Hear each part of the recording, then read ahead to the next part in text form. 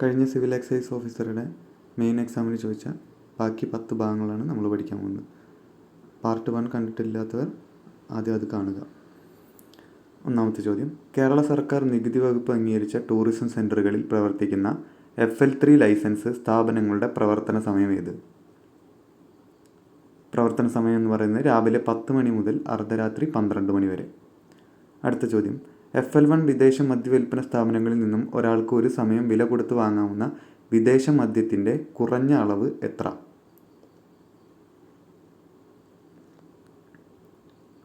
കുറഞ്ഞ അളവെന്ന് പറയുന്നത് 180 മില്ലി.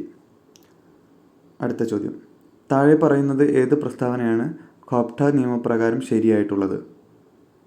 ശരിയായിട്ടുള്ള ഓപ്ഷൻസ് ഏതൊക്കെയാണ്?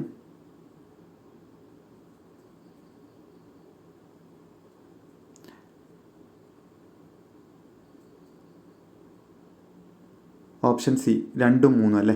18 വയസ്സ് തികയാത്ത ഒരാൾക്കും പുകയില ഉൽപ്പന്നങ്ങൾ വിൽക്കരുത്. മൂന്നാമത്തെ, പുകയില ഉൽപ്പന്നങ്ങളുടെ പരസ്യം നൽകുവാനോ പ്രസിദ്ധീകരിക്കാനോ പാടില്ല. അടുത്ത ചോദ്യം, കോപ്റ്റ നിയമപ്രകാരം എത്ര മുറികളുള്ള ഒരു ഹോട്ടലിലാണ് സ്മോക്കിംഗ് ഏരിയ പ്രത്യേകം സജ്ജീകരിക്കേണ്ടത്? എത്ര മുറികളിലാണ്? 30, ഓപ്ഷൻ ബി അല്ലേ. അടുത്ത ക്വസ്റ്റ്യൻ, സിഗരറ്റ് ഉപയോഗിക്കുന്നത് മൂലം ഉണ്ടാകുന്ന ദൂഷ്യഫലങ്ങൾ കാണിക്കുന്ന മുന്നറിയിപ്പ് ചിത്രങ്ങൾ ഒരു സിഗരറ്റ് കവറിൻ്റെ പുറത്തുള്ള സ്ഥലത്തിൻ്റെ എത്ര ശതമാനം ഭാഗത്താണ് പ്രദർശിപ്പിച്ചിരിക്കണം? എത്ര ഭാഗത്ത് പ്രദർശിപ്പിച്ചിരിക്കണം? 60%. എ. അടുത്ത ചോദ്യം, കേരളത്തിൽ മദ്യവർജനത്തിന് ഊന്നൽ നൽകിയും മയക്കുമരുന്നുകളുടെ ഉപഭോഗം പൂർണ്ണമായും ഇല്ലാതാക്കുവാനും ലക്ഷ്യമിട്ട് സർക്കാർ രൂപീകരിച്ച ലഹരി വർജന മിഷൻ ഏതാണ്? വിമുക്തി അല്ലേ. മുമ്പേ ഈ ക്വസ്റ്റ്യൻ ചോദിച്ചിട്ടുണ്ട്. ഈ പദ്ധതിയുടെ ക്വസ്റ്റ്യൻ മുമ്പേയും കണ്ടിട്ടുണ്ട്. അടുത്ത ചോദ്യം, ജൂൺ 26 ലോക ലഹരി വിരുദ്ധ ദിനാചരണത്തോടനുബന്ധിച്ച് ഐക്യരാഷ്ട്ര സംഘടനയുടെ 2021 ലഹരി വിരുദ്ധ ദിന സന്ദേശം എന്താണ്? 2021 ലഹരി വിരുദ്ധ ദിന സന്ദേശം എന്തായിരുന്നു? മികച്ച പരിചരണത്തിന് മികച്ച അറിവ്. മികച്ച പരിചരണത്തിന് മികച്ച അറിവ് എന്നുള്ളതായിരുന്നു ജൂൺ 26 ലോക ലഹരി വിരുദ്ധ ദിനത്തോടനുബന്ധിച്ചുള്ള 2021 ലഹരി വിരുദ്ധ സന്ദേശം എന്നുള്ളത്. ആദ്യത്തെ ക്വസ്റ്റ്യൻ എന്തായിരുന്നു?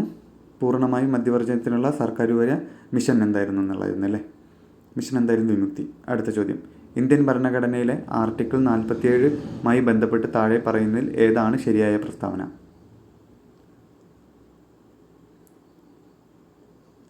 ശരിയായ പ്രസ്താവന എന്ന് പറയുന്നത് ഓപ്ഷൻ ഡി 1, 3.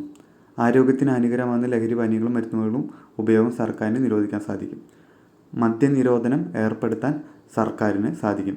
1, 3 എന്നുള്ളതാണ് ഇതിലെ ആൻസർ വരുന്നത്. രണ്ടാമത്തെ ഓപ്ഷൻ, ആരോഗ്യത്തിന് ഹാനികരമാകുന്ന ലഹരി പാനീയങ്ങളുടെ മരുന്നുകളുടെ ഉപയോഗം സർക്കാരിന് നിരോധിക്കാൻ സാധിക്കില്ല എന്ന് പറയുന്നത് തെറ്റാണല്ലേ.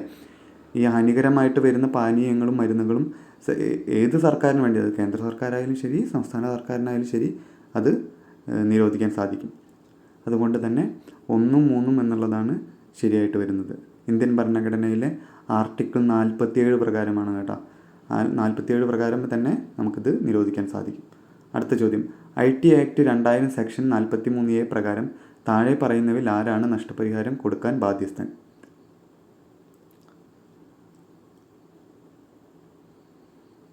നഷ്ടപരിഹാരം കൊടുക്കാൻ ബാധ്യസ്ഥനായിട്ടുള്ളത്